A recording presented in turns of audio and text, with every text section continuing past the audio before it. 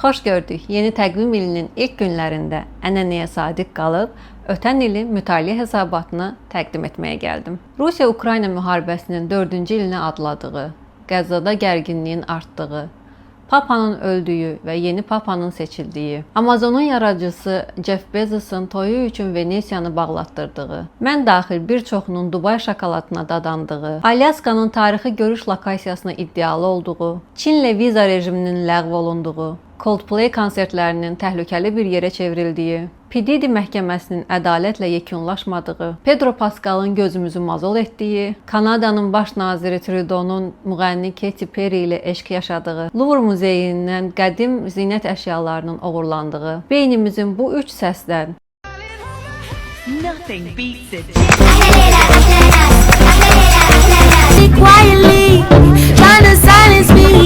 mahnı bəstələdiyi bir ildə Əhmədli sakininin nə oxuduğu sizə maraqlıdırsa, onda doğru ünvandasınız. Birincisi, oxucu həyatımdakı yeniliklərə toxunmaq istəyirəm. Bəşəriyyət üçün kiçik, elə mənim üçün də elə də böyük olmayan bir sıra hadisələr baş verdi. Onları qeyd etməsəm olmaz. Davamlılıq adına bir onu deyə bilərəm ki, klubla kitab müzakirələrində iştirak etməyə çalışdım. Düzdür, davamiyyətim biraz axsayırdı və yaxın gələcəkdə də düzələcəyi gözləmir.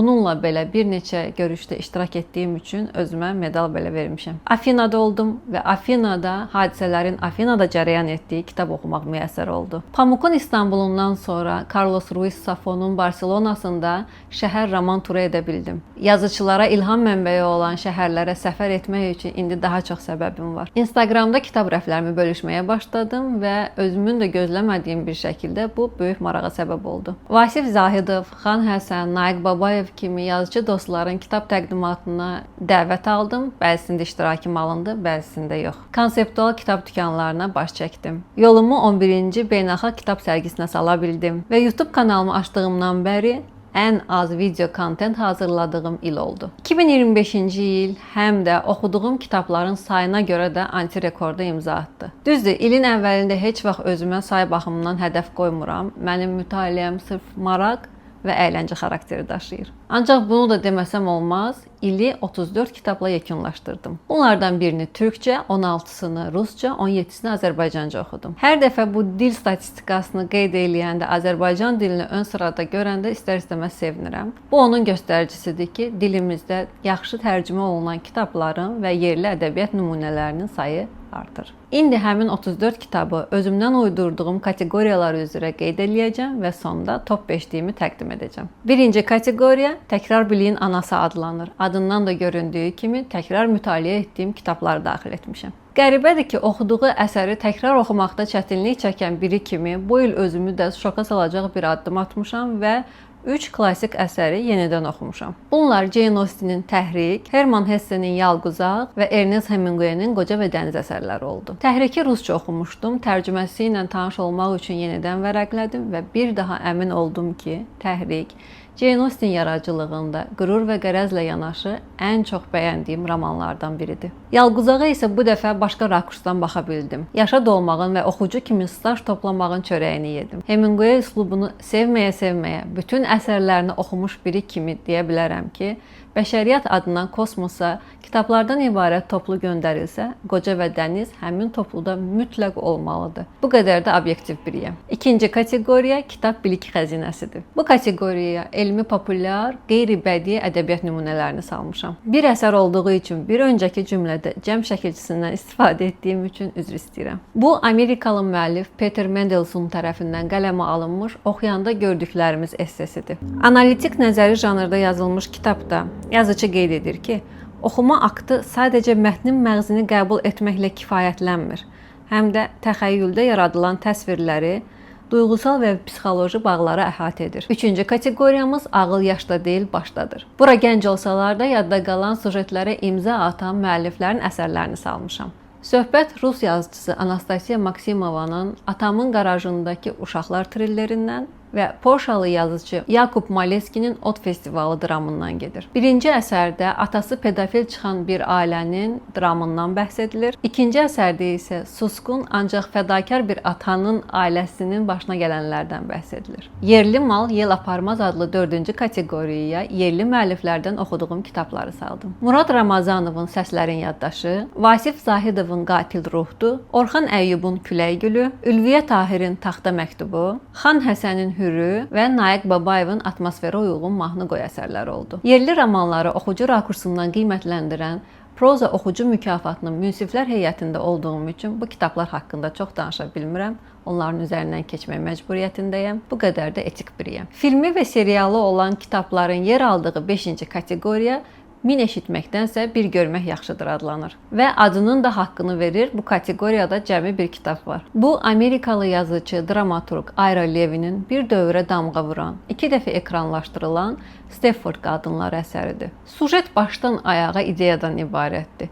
Skeleti var, ancaq əzələ kütləsi, dəri örtüyü yoxdur. Qaralama mərhələsində bitən əsər təəssüratı bağışladı. Çox dərinə getmədən keçirəm növbəti kateqoriyaya. Səbir acıdı meyvəsi şirin başlığı altında mütaliəsi səbir tələb edən, lakin oxuduğuma peşman olmadığım kitabları bir araya gətirmişəm. Bunlardan biri düz 2 ilimi alan Gürcü yazıcısı Çabo Amirəcibinin qaçaq həyatından bəhs edən Data Tutaşxiya epopeyasıdır. Digəri isə Yahudi mənşəli İtalyan yazıcısı Alberto Moravia'nın aktrisa Sophie Loren sayəsində kultlaşan 2-ci Dünya müharibəsi illərində bir ana ilə qızının sağ qalma hekayəsindən bəhs edən Çoçara romanıdır. Kult əsərlərə toxunmuşkən elə növbəti kateqoriyada Görünən dağa nə bələdçi adlanır.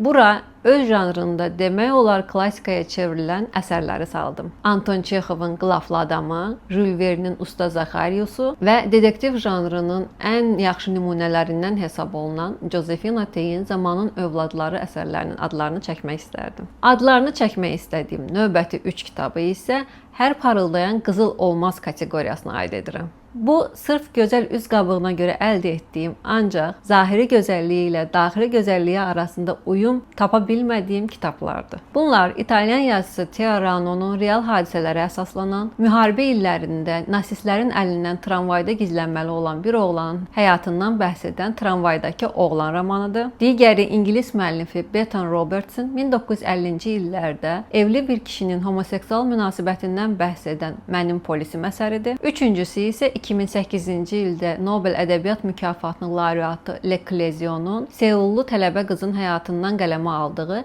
Bitna, Seul səmasının altında romanıdır. Növbədə sənə güvəndiyim dağlar kateqoriyasıdır. Bunlar böyük ümidlərlə başladığım, inanılmaz mütaliə zövqü yaşayacağımı düşündüyüm, ancaq tam bir fiasko yaşadan kitablar oldu. Yaxın keçmişdə sui-qəsd ilə üzləşən və bu hadisəni qələmə alan Hind mənşəli İngilis yazıcısı Salman Rushdinin Bıçaq romanı və Rus klassiki Lev Tolstoyun ibrətamiz hekayələrdən ibarət toplusu olan Sevgi hardadırsa, Tanrı ordadır kitabıdır. İndi isə nə ətdir, nə balıq kateqoriyasında öz layiqli yerlərini tutan kitabların adlarını açıqlamaq istəyirəm. Finlandiyada payızın gəlişini müəyyənləşdirən əlamətlərdən biri də yazıcı Arto Pasilina'nın növbəti kitabının işıq üzü görməsi imiş. Mən də ötən il müəllifdən sırf adına görə Asılmış Türkülər Meşəsi kitabını oxudum və onun bu kitabı mənim üçün ortabab əsərlər siyahısında yer aldı. Növbəti qonaqlarımız klassik İngilis detektivlərinə nümunə çəkilən Edmund Crispin'in Hərəkət edən oyuncaq mağazası əsəridir. Digəri isə Gündoğan ölkədən Shusako Endo'nun bir yazıçının qaranlıq tərəflərini qələmə aldığı qalmaqal əsəridir. Top 5-liyə çox az qalmış sonuncu kateqoriyanı qeyd edirəm. Yağmasam da güruldayaram kateqoriyasına zirvənin bir addımlığında qərarlaşmış kitablara aid edirəm. Bunlar Katalon yazıcısı, bu ilki kəşflərimdən biri Jaume Cabre'nin